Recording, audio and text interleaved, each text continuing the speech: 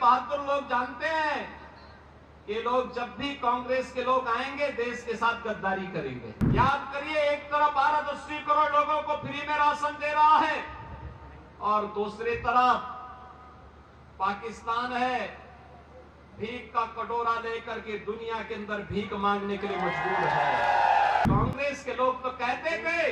कि देश के संसाधनों पर पहला अधिकार मुसलमान का होगा, लेकिन मोदी जी ने कहा नहीं, देश के संसाधन पर पहला अधिकार गरीब का होगा। इस विधानसभा क्षेत्र के वासियों को, खासतौर पर भवानीखेड़ा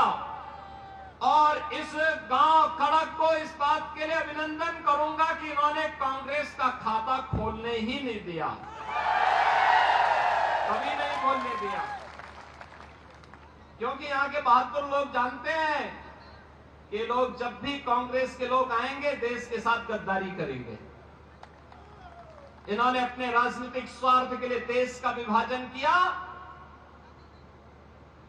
देश के अंदर हिंदू मानबिंदुओं के साथ खिलवाड़ किया, तुष्टीकरण की हदों को पार किया, विकास के नाम पर केवल अपने घर को भरते रहे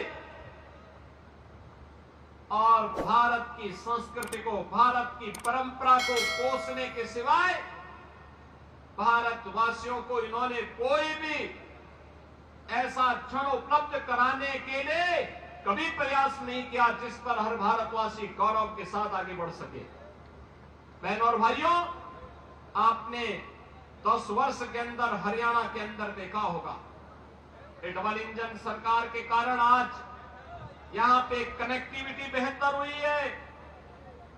अच्छी सड़कें बन रही हैं,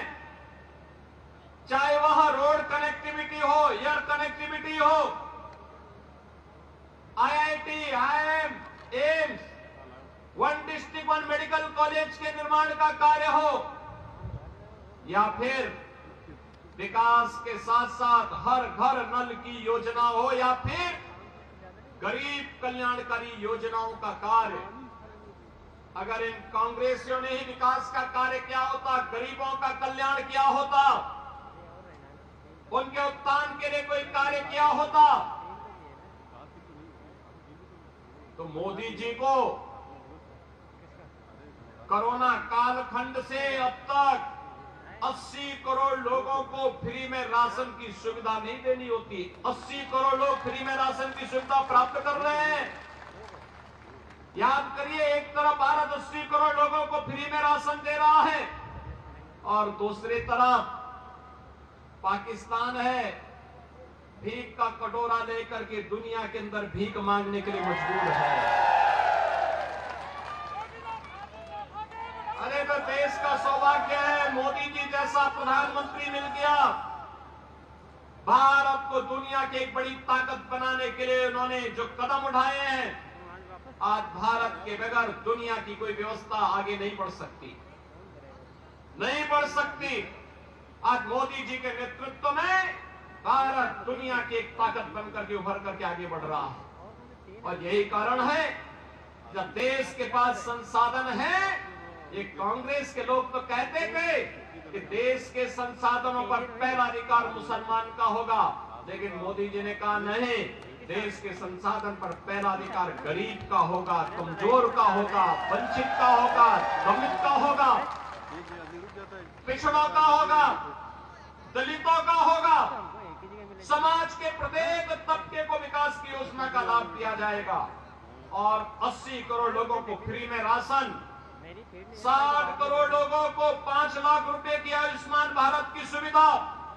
12 करोड़ किसानों को किसान सम्मान निधि,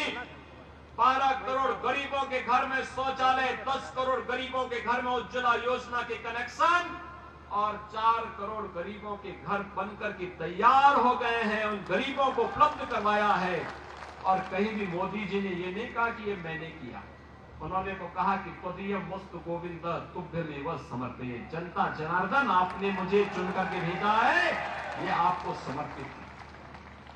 ये भाव था। एक तरफ मोदी जी देश को बना रहे हैं और दूसरी तरफ 60-65 वर्षों तक शासन करने वाली कांग्रेस जब भी इन्हें अवसर मिला इन्होंने देश को लूट करके दुनिया के अंदर उस पैसे को कभी स्विच बैंक में पहुंचाने का काम किया और कभी कहीं और जगह पहुंचाने का काम किया। इनको